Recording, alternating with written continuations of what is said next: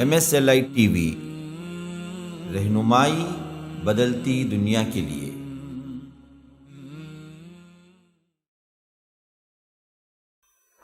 ان الحمد للہ نحمده ونستعینه ونستغفره ونؤمن به ونتوکل علیہ ونعوذ باللہ من شرور انفسنا ومن سیئات اعمالنا من يهده الله فلا مضل له ومن يضلل فلا هادي له وأشهد أن لا إله إلا الله وحده لا شريك له وأشهد أن محمدًا عبده ورسوله أما بعد فإن خير الحديث كتاب الله وخير الهدي هدي محمد صلى الله عليه وسلم وشر الأمور محدثاتها وكل محدثة بدعة وكل بدعة ضلالة وفي رواية وكل ضلالة في النار فأعوذ بالله السميع العليم من الشيطان الرجيم من همزه ونفثه ونفخه ولقد آتيناك سبعا من المثاني والقرآن العظيم لا تمدن عينيك إلى ما متعنا به أزواجا منهم ولا تحزن عليهم واخفض جناحك للمؤمنين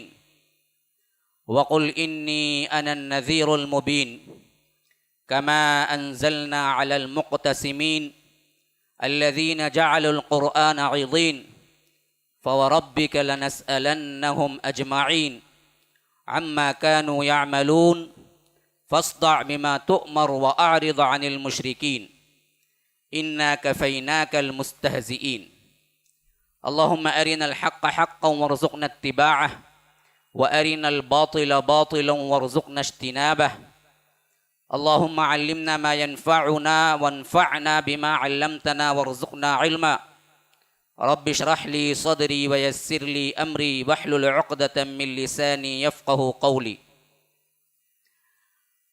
اس اللہ کے نام سے ابتدا جس کے ناموں کی کوئی انتہا ہی نہیں۔ وَلَوْ أَنَّ مَا فِي الْأَرْضِ مِنْ شَجَرَةٍ أَقْلَامٌ وَالْبَحْرُ يَمُدُّهُ مِنْ بَعْدِهِ سَبْعَةُ أَبْحُرٍ مَا نَفِدَتْ كَلِمَاتُ اللَّهِ۔ اس ذات اقدس پر کروڑوں درود و سلام ہو جو تمام جہانوں کے لیے رحمت للعالمین بن کے آئے تھے۔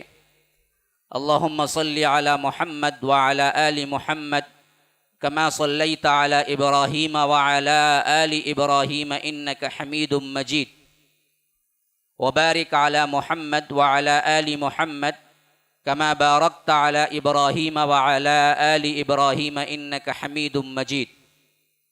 برادران اسلام، واجب الاحترام بزرگوں، دوستوں، عزیز ساتھیوں، لائق احترام ماؤں اور بہنوں، اللہ تبارک و تعالی نے کرۂ ارض کے اندر ایک مقدس ترین حصہ یا جگہ وہ رکھا ہے جسے ہم مکہ کہتے ہیں، اور یہی وہ مکہ ہے جس کے بارے میں رب العالمین نے ارشاد فرمایا کہ ان اول بیت وضع للناس للذی ببکہ مبارکا وہدی للعالمین فیہ آیات بینات مقام ابراہیم ومن دخلہ کان آمنا۔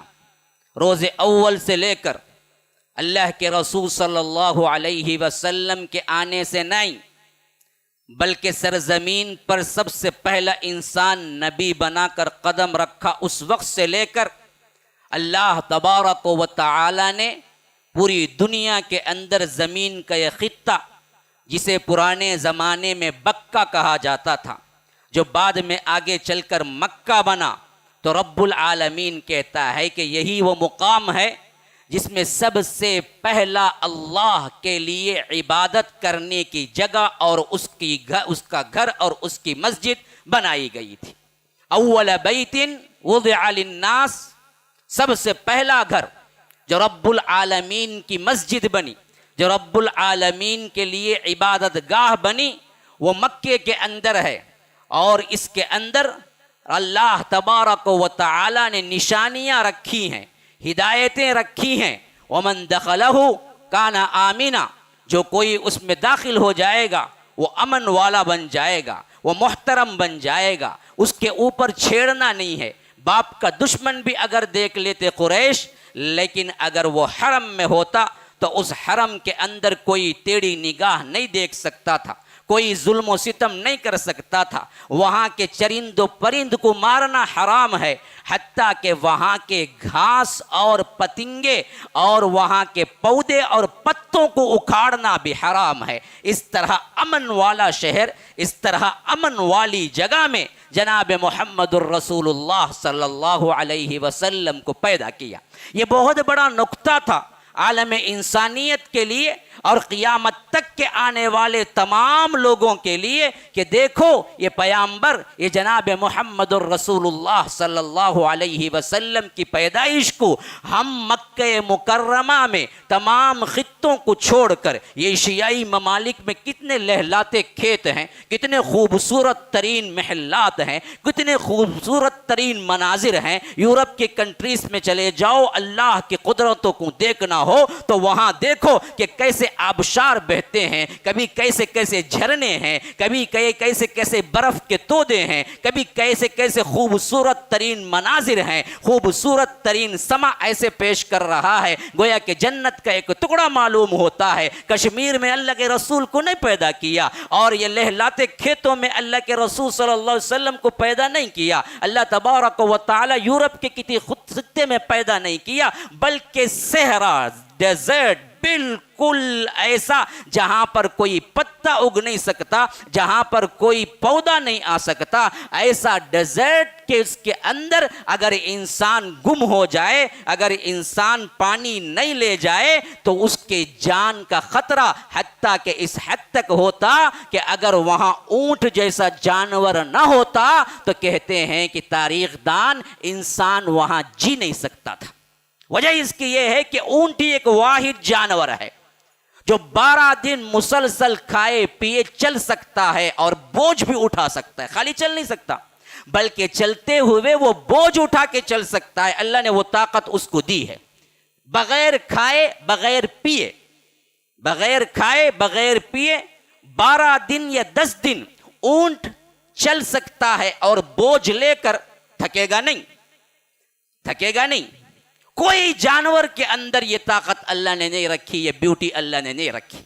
اسی واسطے کہتے ہیں کہ جس طرح سمندر کے لیے جہاز ہوتا ہے، صحرا کا جہاز اونٹ ہے، جیسے جہاز سمندر کے اتاہ گہرائیوں میں چلتا ہے اور بہت بڑے انسانوں کو اور بہت بڑے کیا ہیں بوجھ کو اٹھا کے لے چلتا ہے اور ادھر سے ادھر پہنچاتا ہے، بعینی ہی اسی طرح صحرا کا کوئی جہاز ہے تو وہ اونٹ ہے جو بغیر کھائے پیے لمبے لمبی مسافتیں طے کرتا ہے۔ اسی اونٹ کے بنیاد پر مکے کے اندر آبادی آئی اور بڑی۔ اگر اونٹ جانور نہ ہوتا عرب کے اندر تو یاد رکھو پھر وہاں انسان بسنے کی ہمت نہ کرتا۔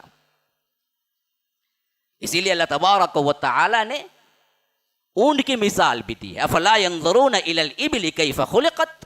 اونٹ کو نہیں دیکھا تم نے؟ میری خلاقیت کو دیکھنا ہو، میں کون ہوں پہچاننا ہو، میں نظر نہیں آتا ہوں اس واسطے بدبختو انکار کرتے ہو، تو یہ اونٹ کو دیکھو کیسے میں نے بنایا۔ پھر رب کو پہچانو کہ جس نے بنایا ہے کیا بنایا ہے شاہکار۔ یہ جانور 10 دن تم 2 گھنٹے کیا ہے اپنی پیاس نہیں بجھا سکتے، اپنی پیاس کو روک نہیں سکتے۔ انسان بہت سے بہت 2 دن پیاس کو روک سکتا ہے، پھر اس کے بعد وہ چلنے کے بھی قابل نہیں ہوگا اور تیسرے دن وہ جینے کے بھی قابل نہیں ہوگا۔ لیکن یہ اونٹ 10 دن مسلسل چلے گا بغیر کسی پانی اور بغیر کسی کھانے کے، حتیٰ کہ کبھی انسان کو پانی کی ضرورت پڑتی تو عرب لوگ اونٹ کو ذبح کرتے۔ اونٹ کے اللہ تبارک و تعالی نے ایک حصے کو ٹینک بنایا ہے، واٹر ٹینک، جہاں وہ اپنے آپ کو محفوظ رکھتا ہے۔ تو وہ ٹینک جو ہے وہ دراصل نکالتے اور اس میں سے پانی پیتے۔ یہ ہے اونٹ۔ تو یہ صحرا جہاں پر خالص ڈیزرٹ تھا، وہاں اللہ کے رسول صلی اللہ علیہ وسلم کو پیدا کیوں کیا؟ دوسرے مقامات پہ قادر نہیں تھا؟ بتانا مقصود تھا قیامت تک آنے والے لوگوں کو۔ تو لوگوں سنو، یہ پیغمبر جو آ رہا ہے، یہ پیغمبر جو آ رہا ہے، وہ امن عالم کے لیے سب سے آخری پیغمبر ہے۔ اس واسطے ہم بھیجتے ہیں تو اسی جگہ پہ بھیجتے ہیں جو قیامت تک نہیں بلکہ آدم سے لے کر اب تک بھی امن والی جگہ ہے، پھر آج سے لے کر قیامت تک بھی امن والی جگہ ہے۔ یہ امن کا پیغمبر ہے جو آ رہا ہے، اسی سے امن قائم ہوگا، اسی سے لڑائیاں دور ہوں گی، اسی سے تفرقے مٹیں گے، اسی سے باطل دبے گا، یہاں تک کہ وحدت امت کا سب سے بڑا مظہر وہ ہوگا جہاں پر فتح مکہ کے موقع پر اللہ کے رسول صلی اللہ علیہ وسلم حضرت بلال جیسی شخصیت کو حکم دیتے ہیں کہ تم کعبۃ اللہ پہ چڑھو اور وہاں اذان دو۔ کہتے ہیں کہ اگر ابو جہل اس وقت ہوتا، مارے غیرت کے اسی وقت مر جاتا کہ ایک حبشی غلام کعبۃ اللہ کے چھت پہ کھڑا ہو کے اذان دے رہا ہے۔ یہ مساوات، یہ ایکویلٹی، ہر ایک انسان بحیثیت انسان کے برابر ہے۔ اسی واسطے آخری میں خطبے میں فرمایا کہ لوگوں سنو، یا ایھا الناس انا خلقناکم من ذکر و انثی وجعلناکم شعوبا وقبائل لتعارفوا۔ سب ایک ہی ماں باپ کی اولاد ہیں، ایک نر اور ایک مادہ، ایک مرد اور ایک عورت سے ہم نے پیدا کیا۔ تمہارے اندر یہ تفریقے، یہ قبائل اللہ تبارک و تعالی نے تفاخر کی بنیاد پہ نہیں رکھا بلکہ صرف پہچاننے کے لیے رکھا۔ اللہ کے رسول صلی اللہ علیہ وسلم نے اعلان کیا کہ لوگوں سنو، لا فضل لعربی ولا لعجمی ولا لأحمر ولا لأسود الا بالتقوی۔ نہ عربی پر نہ عجمی کو کوئی فضیلت ہے، نہ عجمی کو نہ عربی پر کوئی فضیلت ہے، نہ کالے کو گورے پر کوئی فضیلت ہے، نہ گورے کو کالے پر کوئی فضیلت ہے۔ سب انسان برابر ہیں انسان ہونے کے ناطے۔ فضیلت اگر کسی کو ہے تو وہ رب العالمین کے تقوی پر مبنی ہے۔ یہ مساوات کا درس، یہ انسان کے اندر ہمدردی، امن، شانتی، یہ دراصل سب سے اہم ترین مرکزی خطہ مکہ ہے۔ اسی واسطے اللہ کے رسول صلی اللہ علیہ وسلم کو اللہ تبارک و تعالی نے پیدا کرنے کے لیے مقام کو چنا تو وہ مکہ تھا۔ یہی وہ مکہ ہے جو سنگلاخ چٹانوں سے پر ہے، اور جو دو چٹانی سلسلے ہیں جس کے درمیان مکہ واقع ہے، ایک طرف جبل ابو قبیس ہے اور دوسری طرف صفا مروہ کی پہاڑیاں چلتی ہیں۔ صفا مروہ کی جو پہاڑی ہے اسی کے درمیان وہ خطہ ہے جہاں پر اللہ تبارک و تعالی نے حضرت ابراہیم کو حکم دیا کہ تم اپنے بچے کو جو کہ ابھی دودھ پیتا ہے اور اپنی بیوی کو اکیلے تنے تنہا اس کے پاس چھوڑ آؤ۔ وہی زمزم کا کنواں بنا تھا، پھر اس کے بعد اسی زمزم کے کنویں کے بازو میں یہ صفا اور مروہ کی پہاڑیاں بلند و بالا تھی۔ آج کی شکل کے نہیں تھی، یہ بعد میں تراش دی گئی، اور آج تو کیا ہے، پہاڑی نام کی نہیں ہے بلکہ صرف چند ٹیلے کی شکل میں چند اونچائی باقی رہ گئی ہے۔ لیکن اس زمانے میں یہ پہاڑ تھے، یہ دونوں چھوٹے چھوٹے پہاڑ تھے۔ ایک طرف اس سلسلے کے پہاڑ تھے، ایک کونا یوں سمجھ لیجئے، دوسرا کونا ایک اور پہاڑی سلسلہ تھا جسے جبل ابو قبیس کہتے ہیں۔ ان دو پہاڑیوں کے درمیان واقع اس وادی کا نام مکہ تھا، اور جس کا سب سے محترم مقام کعبۃ اللہ تھا، جس کو رب العالمین کہتا ہے کہ ان اول بیت وضع للناس للذی ببکہ، کہ سب سے پہلا گھر جو رب العالمین کے لیے بنایا گیا مسجد وہ اللہ تبارک و تعالی نے مکہ رکھا، اور اس مکے کے اندر بیت اللہ کو اللہ تبارک و تعالی نے قائم کیا۔ اور ایک منظر دیکھتے ہیں، ایک منظر، وہ منظر بھی آپ کو یاد رکھنے کے قابل ہے۔ جب اللہ کے رسول صلی اللہ علیہ وسلم اسی صفا کی پہاڑی پر کھڑے ہو گئے اور اعلان کیا یا صباحا، روایتوں میں آتا ہے کہ عرب کے مطابق اس وقت کے معاشرتی اعتبار سے یہ لفظ ایک سائرن تھا، ایک ایمبولینس کا جس طرح سائرن ہوتا ہے، ایک ہنگامی صورتحال کا سائرن ہوتا ہے، بعینہ ہی اسی طرح اس زمانے میں مجمع کو اکٹھا کرنے کے لیے یہ ایک طرح کا لفظ تھا کہ لوگوں جلدی سے آؤ۔ صباحا صبح سے نکلا ہے، اور اس کا معنی ہے ہائے صبح، یعنی کوئی واقعہ رونما ہو گیا ہے کہ جلدی جلدی آ جاؤ۔ جب یہ بالکل صبح کے تڑکے سے آواز نکلی. اس وقت کے ماحول کے اعتبار سے آپ ذرا غور کریں. میں آپ کو لے چلتا ہوں مکے کے اس فضا کے اندر جب محمد الرسول اللہ صلی اللہ علیہ وسلم نے اعلان کیا تھا کہ لوگوں یا صباحا ایمرجنسی ہے، جمع ہو جاؤ. کیا کیفیت ہوگی؟ رات کا پہر ابھی ختم ہوا اور لوگوں کے اندر چند لوگ ابھی اٹھے ہیں، ابھی چند لوگ سو رہے ہیں، اور حالت اس وقت کی یہ ہے کہ ہر قبیلہ دوسرے قبیلے کے اوپر دھاوا بولنے کے لیے تیار ہے. ہر ایک دوسرے کی دشمنی میں پر ہے، ہر ایک کو ایک دوسرے سے جان کا خطرہ ہے، ہر ایک دوسرے کی ٹانگ کھینچنے میں لگا ہوا ہے، ہر ایک کے لیے نفسی نفسی کا عالم ہے، ہر ایک اپنے آپ کو بچانے پر کیا ہے ہتھیار اٹھانے کے لیے مجبور ہے. ایسے وقت میں روایتوں میں آتا ہے کہ بعض باہمت نوجوان اپنے اپنے قبیلے کے راتوں کو پہرے بھی دیا کرتے تھے کہ کہیں دشمن غفلت میں پا کر حملہ نہ کر دے. یہ مکے کے اندر کے قبائلی صورتحال تھے. ہر قبیلہ دوسرے قبیلے سے ڈرتا تھا، ہر قبیلے کو دوسرے قبیلے سے اندیشہ تھا، ہر قبیلے کو یہ ڈر لگا رہتا تھا کہ پتہ نہیں کب دوسرا قبیلہ ہم پہ حملہ کر دے. نہ دن کا چین تھا، نہ رات کا سکون تھا، نہ معاملات کا معاملہ حل ہو رہا تھا، نہ کہیں رحم دکھائی دے رہا تھا، نہ کہیں عزت و احترام تھی. غلاموں پر وہ سب کچھ ہو رہا تھا جو ہم جانوروں پر کرنے کے لیے بھی تیار نہیں ہوں گے. عورتوں کے لیے اس حد تک گری ہوئی حرکتیں تھی تو انہیں زندہ درگور کر دیا جاتا تھا. وہ پیدا ہوتے ہی منحوس سمجھا جاتا تھا. اسے دراصل کیا ہے زندہ درگور کرنے میں فخر محسوس ہوتے تھے. یہ وہ حالات تھے مکے کے اندر کہ بعض نوجوان اٹھے اور اپنے اپنے قبیلے کی پہرے داری کے لیے بھی تیار ہوتے تھے. رات بھر پہرا دیتے تھے اور صبح سویرے وہ لوگ تھکے ماندے آتے تھے اپنے اپنے گھروں کو. ایسے ہی ایک صبح مکے کے اندر ہوئی تو سننے والوں نے سنا یا صباحا کی ایک کرکدار آواز آ رہی ہے. ایک بہترین طور پر کیا ندا دینے والا ندا دے رہا ہے. لوگوں نے کان لگا کے سنا تو حیران رہ گئے. یہ تو ہمارے امین ہیں، یہ تو وہ محمد ہیں جن کے لیے ہم پلکیں بچھاتے تھے، یہ تو وہ شخصیت ہیں جن کو ہم سب چاہتے ہیں. آخر انہیں کیا آفت آ پڑی کہ آج صبح سویرے یہ یا صباحا کا نعرہ لگا رہے ہیں. لوگ دوڑنا شروع کیے،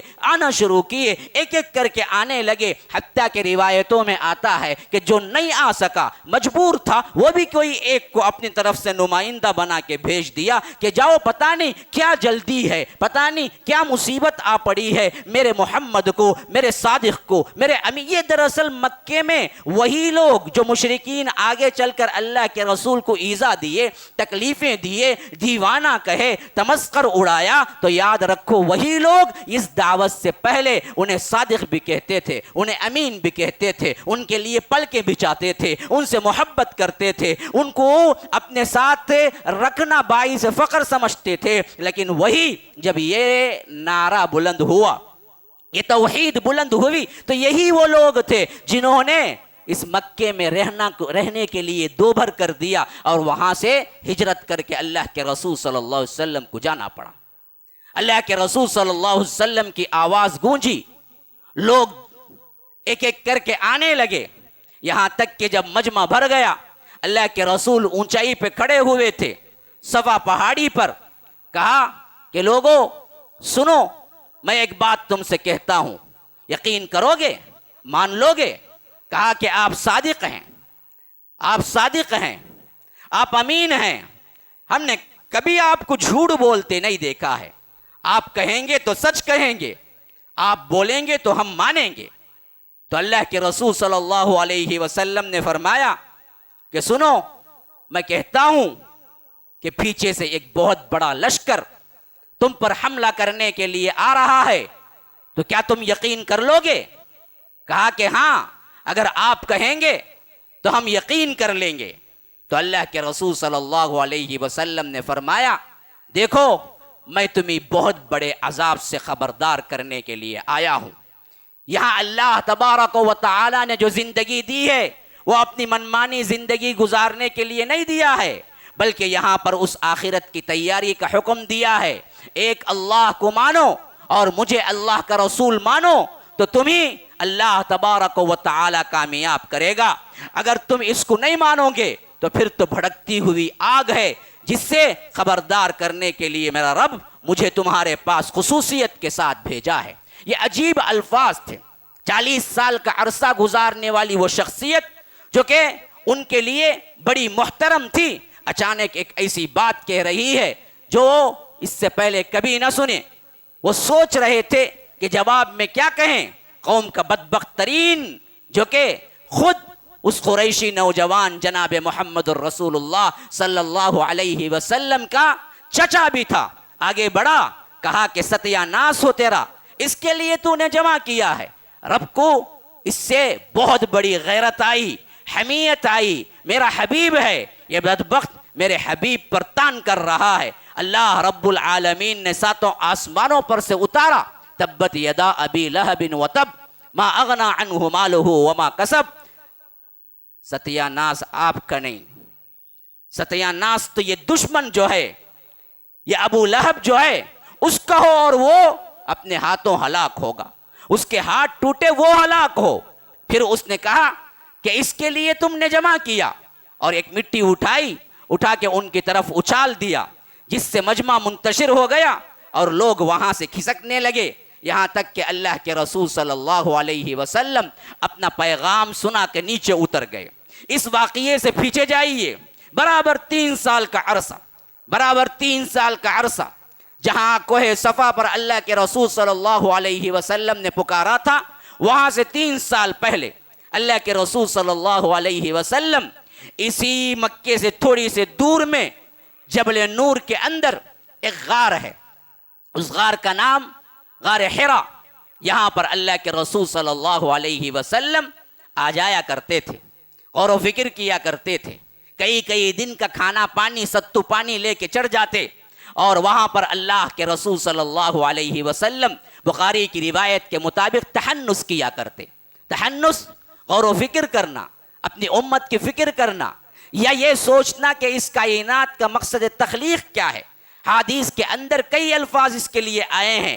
بہرکیف اللہ کے رسول صلی اللہ علیہ وسلم کا دل سب سے زیادہ جس غور و فکر میں گزرتا تھا وہ یہ تھا کہ اس قوم کے اندر اتنی پستی اور اتنی بدحالی، اور یہ لوگ جو کچھ بھی رسم و رواج کے نام پر بتوں پہ چڑھاوا اور شراب جوا، اس طرح کے معاشرتی بیماریاں، یہ سب ان کے اندر جو آ چکے ہیں، ان کو دور کیسے کیا جائے، ان کے لیے کیا لائے عمل تیار کیا جائے، عبادت کا مفہوم کیا ہے اور عبادت کس طرح کی جائے، کیونکہ کچھ تو باتیں تھی جو حضرت ابراہیم سے اب تک رسمن چلی آ رہی تھی، لیکن پورا دین ان کے پاس نہیں تھا، اور پورے دین کے اعتبار سے ان کے پاس جیسے آج چند رسومات رہ گئے وہی چند رسومات تھے۔ یہاں تک کہ ایک مرتبہ جب وہ تھے تو اللہ تبارک و تعالی نے نبوت دینا چاہا تو اسی غار حرا کے اندر جبریل امین آئے، اور اس شکل میں آئے کہ اللہ کے رسول صلی اللہ علیہ وسلم پہچان نہ سکے،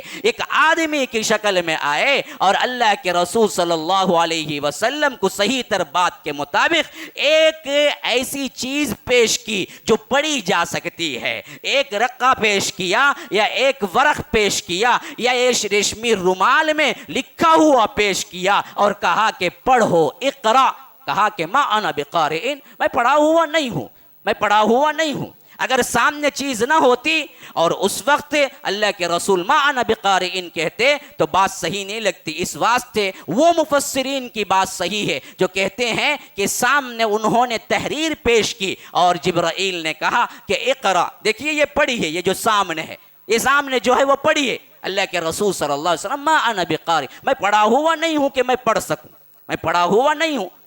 سکوں، ہاں تحریر نہیں ہے۔ تو اسی واسطے یہ مرتبہ جب اللہ کے رسول نے انکار کیا تو پھر اللہ کے رسول صلی اللہ علیہ وسلم سے بغلگیر ہوئے، بلکہ دبایا، اپنے ہاتھوں سے لے کر اللہ کے رسول صلی اللہ علیہ وسلم کے سینے کو لے کے دبایا، پھر چھوڑا، پھر کہا کہ پڑھو، تب بھی اللہ کے رسول نے فرمایا ما انا بقارئ۔ پھر اس کے بعد پھر ایک مرتبہ ویسے ہی کیا، پھر کہا کہ پڑھو، اللہ کے رسول نے کہا کہ ما انا بقارئ، میں پڑھا ہوا نہیں ہوں، میں پڑھ نہیں سکتا۔ یہاں تک کہ اللہ کے رسول صلی اللہ علیہ وسلم کہتے ہیں جب حضرت خدیجہ کے پاس اس واقعے کو سناتے ہیں کہ وہ اس حد تک کھینچے، وہ اس حد تک دبائے جبرائیل، مجھے جان کا خوف محسوس ہونے لگا، مجھے درد ہونے لگا، یہاں تک کہ حضرت جبرائیل نے چھوڑا تیسری مرتبہ تو کہا کہ اقرأ بسم ربک الذی خلق خلق الانسان من علق اقرأ وربک الاکرم الذی علم بالقلم علم الانسان ما لم يعلم، کہ پڑھو اقرأ بسم ربک الذی خلق، اس رب کے نام سے جس نے پیدا کیا، خلق الانسان من علق، انسان کو خون کی بھٹکی سے، خون کے لوتھڑے سے، اقرأ پڑھو، وربک الاکرم آپ کا رب بڑا کریم ہے، الذی علم بالقلم جس نے انسان کو قلم سے تعلیم دی، علم الانسان ما لم يعلم وہ سب کچھ انسان کو سکھایا جو وہ نہیں جانتا تھا۔ ان الفاظ کے ساتھ اللہ کے رسول صلی اللہ علیہ وسلم گھبراتے ہوئے، کپکپاتے ہوئے، میرے ساتھ کیا ہو رہا ہے؟ یہ اللہ کے رسول صلی اللہ علیہ وسلم کے اس وقت حالات تھے کہ واپس آئے، اور خدیجہ رضی اللہ عنہا جو اس وقت اللہ کے رسول صلی اللہ علیہ وسلم کی بیوی تھی، کہا کہ مجھے اپنی جان کا ڈر لگتا ہے، زمیلونی زمیلونی، چادر اڑاؤ، مجھے اپنی جان کا ڈر لگتا ہے۔ یہاں تک کہ کچھ سکون ہو گیا تو حضرت خدیجہ نے پوچھا کہ کیا ہوا ابو القاسم؟ یہ اللہ کے رسول صلی اللہ علیہ وسلم کی کنیت تھی، ایک ہوتی ہے کنیت، ایک ہوتا ہے لقب، ایک ہوتا ہے نام۔ اللہ کے رسول صلی اللہ علیہ وسلم کا نام تو محمد بھی ہے، احمد بھی ہے، لیکن کنیت ابو القاسم ہے، اور اللہ کے رسول کے القاب تو کہنے کی ضرورت نہیں ہے، ہزاروں کے القاب اللہ کے رسول صلی اللہ علیہ وسلم کے ہیں۔ پھر اس کے بعد ٹھیک 40 سال پہلے چلے جاؤ، پھر 40، میں سیرت کی تاریخ کے عام کتاب کے حوالے سے نہیں چل رہا ہوں، بلکہ آپ کو ایک انوکھے طریقے سے اسی سیرت کو دے رہا ہوں، لینے کی کوشش کرو کہ اسی سے 40 سال ٹھیک پہلے چلے جاؤ۔ اس وقت بھی ایک بہت بڑا اللہ تبارک و تعالی کی طرف سے اہتمام کے ساتھ نبی اکرم جناب محمد الرسول اللہ صلی اللہ علیہ وسلم اس دنیا میں تشریف لانے کا واقعہ ہوا۔ اس واقعے کو بھی یاد رکھو جہاں سے اس سیرت کی ابتدا ہوتی ہے۔ ٹھیک 40 سال پہلے ہوا کیا تھا؟ ایک ایسا واقعہ ہوا تھا جس کا ذکر رب العالمین کرتا ہے قرآن مجید کے اندر، الم تر کیف فعل ربک باصحاب الفیل الم یجعل کیدہم فی تضلیل وارسل علیہم طیرا ابابیل ترمیہم بحجارۃ من سجیل فجعلہم کعصف مأکول۔ یہ اللہ کے رسول صلی اللہ علیہ وسلم کے پیدا ہونے سے صرف 55 دن پہلے کا واقعہ ہے، 55 دن پہلے کا واقعہ ہے، یعنی 2 مہینے پہلے کا واقعہ۔ اسی واسطے پیدائش کے سن کے اعتبار سے نہ اس وقت ہجری کیلنڈر شروع ہوا تھا، نہ اس وقت عیسوی کیلنڈر پر ہی اعتماد کیا جا سکتا ہے۔ سب سے پہلا اور بہترین کیلنڈر یہی ہے کہ جس سال واقعہ فیل ہوا اسی سال جناب محمد الرسول اللہ صلی اللہ علیہ وسلم پیدا ہوئے۔ پیدائش کے اعتبار سے صحیح ترین کیلنڈر یہی ہے۔ کسی خاص بڑے واقعے سے انسان تاریخ بناتا ہے، اور اللہ کے رسول صلی اللہ علیہ وسلم کی تاریخ پیدائش کے اعتبار سے یہی وہ خاص واقعہ تھا جو اللہ تبارک و تعالی نے بھی قرآن میں ذکر کیا، اور یہ اس وقت کا سب سے بڑا واقعہ تھا۔ اور یہ بات علی الاعلان اشارتاً کہی گئی کہ دیکھو اب دراصل جس طرح جس رب نے کعبۃ اللہ کو یہ ہاتھی والے لشکر سے بچایا، وہی رب قیامت تک بچانے والا ہے۔ لیکن اب وہ وقت آ چکا ہے، جس طرح یہ معجزہ رونما ہوا کہ ابابیل جو چھوٹے چھوٹے پرندے ہیں ان کے ذریعے سے ہاتھی کے لشکر کو کھایا ہوا بھوسا بنا دیا، وہی رب اب جناب محمد الرسول اللہ صلی اللہ علیہ وسلم کو اس پوری کائنات کی طرف پیغمبر بنا کر بھیجنے والا ہے۔ اللہ کے رسول صلی اللہ علیہ وسلم جس وقت پیدا ہوئے ایک عام الفیل تھا، جس وقت پیدا ہوئے طلوع آفتاب کا وقت تھا، جس دن پیدا ہوئے پیر کا دن تھا، اور باپ موجود نہیں تھے، یتیم پیدا ہوئے۔ ماں تھی دعائیں کر رہی تھی کہ میرا بچہ اس دنیا کے اندر بہت ہی نام پیدا کرے، بہت ہی محبوب بنے، لوگوں کے اعتبار سے اس کی حمد کی جائے، اس کی تعریف کی جائے، تو اسی واسطے ایک نام پڑا احمد، ایک نام پڑا محمد۔ محمد کا معنی بھی یہی کہ وہ جس کی حمد کی جائے۔ محمد کا مطلب ہے وہ جس کی تعریف کی گئی۔ ہوتی رہیں گی تعریفیں، ہوتی رہیں گی یہاں تک کہ جب تک دنیا کا ذرہ ذرہ باقی ہے، جب تک اللہ کا نام ساتھ ہوگا، اشہد اللہ کے ساتھ اشہد ان محمد الرسول اللہ بھی چلتا رہے گا۔ اور اسی طرح احمد کا صیغہ حمد کے اعتبار سے سپرلیٹیو ڈگری ہے، یہ بھی دراصل تعریف ہی کا اصل مقصود ہے، اشارہ ہے۔ تو یہ جناب محمد الرسول اللہ صلی اللہ علیہ وسلم کے پیدائش کا دن تھا کہ پیر کا دن صبح صادق کا وقت اللہ کے رسول صلی اللہ علیہ وسلم مکے میں تولد ہوئے، تو اس وقت نہ باپ پاس تھے کیونکہ وہ باپ پہلے ہی وفات پا چکے تھے، اور ماں تڑپ رہی تھی کہ اس وقت کاش کہ میرا شوہر ہوتا، عبداللہ ہوتے تو کتنے خوش ہوتے۔ لیکن اللہ کو یہی منظور تھا کہ آخری پیغمبر جب دنیا میں آئے گا تو وہ یتیم بن کے آئے گا، تاکہ دنیا کے اندر قیامت تک آنے والے یتیموں کا سہارا بن جائے۔ یتیموں کو غلط نگاہ سے نہ دیکھو، یتیموں کو حقیر نہ جانو۔ یتیم وہ ہیں جن کے ذریعے سے اللہ آپ کی عزتیں بڑھاتا ہے۔ اللہ کے رسول صلی اللہ علیہ وسلم نے فرمایا کہ جو یتیموں کی کفالت کرتا ہے وہ اور میں جنت میں یوں ہوں گے۔ میرا مقام جنت میں جتنا بلند ہوگا اتنا ہی بلند ہوگا وہ مقام جو یتیم کی کفالت کرنے والا کوئی بندہ ہے۔ یتیموں کے لیے اپنا مال نکالو، یتیموں کے لیے اپنا وقت نکالو، یتیموں کو ڈھونڈ کے جاؤ، ان کے سروں پہ ہاتھ پھیرو۔ یتیموں کے سر پہ ہاتھ پھیرنے سے دل کی سختی دور ہوتی ہے، دل کی سختی دور ہوتی ہے۔ ایک صحابی نے شکایت کی کہ اللہ کے رسول میرے اندر دل میں سختی ہے، فرمایا کہ جاؤ یتیموں کے سر پہ ہاتھ پھیرو، یتیموں کے سر پہ ہاتھ پھیرو تو اللہ تبارک و تعالی تمہارے اندر نرمی پیدا کر دے گا۔ سخت دلی سے اگر تمہیں چھٹکارا ہونا ہو تو یتیموں کی کفالت کی ذمہ داریاں لو۔ اپنے بچوں کے ساتھ ساتھ ایک یتیم کو لے کے پرورش کرنا یہ بہت بڑے دل گردے کا کام ہے آج۔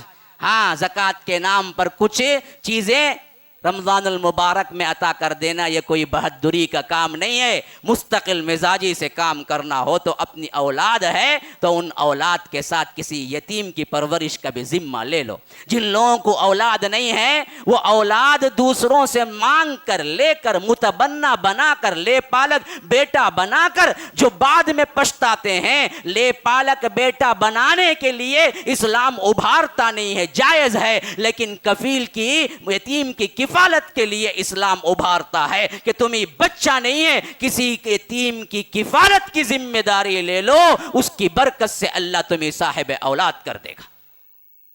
ہاں، کیوں نفسی نفسی آپ دیکھتے ہو؟ یتیموں کی کفالت کے لیے تو تیار نہیں ہوتے، لیکن متبنہ بنانے کے لیے سوال پوچھتے ہو، اڈاپشن۔ لیکن یہ دراصل کبھی تمہارا سن نہیں ہو سکتا، کبھی تمہاری وراثت تقسیم نہیں ہو سکتی، اس کے لیے کبھی پردے کے احکام نہیں بدل سکتے، وہ غیر کا غیر رہے گا، یہی حکم ہے۔ ہاں، ادعوہم لآبائہم هو اقسط عند اللہ، ان کے باپوں کے ساتھ ہی ان کے ناموں کو پکارو، یہی اللہ کے نزدیک صحیح ہے۔ تم باپ کا نام ان کو نہیں دے سکتے، لیکن یتیم کے لیے تم اپنا آپ دو، یتیم کی کفالت کرو، یتیم کی ذمہ داری اٹھاؤ، تو یاد رکھو اللہ شاید اس کی برکت سے صاحب اولاد تمہیں صحیح صاحب اولاد بنا دے۔ تو اللہ کے رسول صلی اللہ علیہ وسلم، کیا اللہ تبارک و تعالی قادر نہیں تھا کہ اس وقت اللہ کے رسول کے باپ کو زندہ رکھتا؟ نہ، یتیم بنایا۔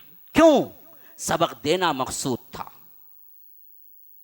اور کوئی پھر اس کے بعد کسی یتیم کو تانا دے گا تو وہ دیکھے کہ اپنے رسول کو کہیں کیا ہے بے عزتی کا تانا تو نہیں دے رہا ہے، کیونکہ اللہ کے رسول صلی اللہ علیہ وسلم بھی یتیم پیدا ہوئے تھے۔ ھذا وباللہ التوفیق صلی اللہ وسلم علی نبینا محمد۔ اسأل اللہ لی ولکم ولسائر المسلمین من کل ذنب فاستغفروہ انہ هو الغفور الرحیم۔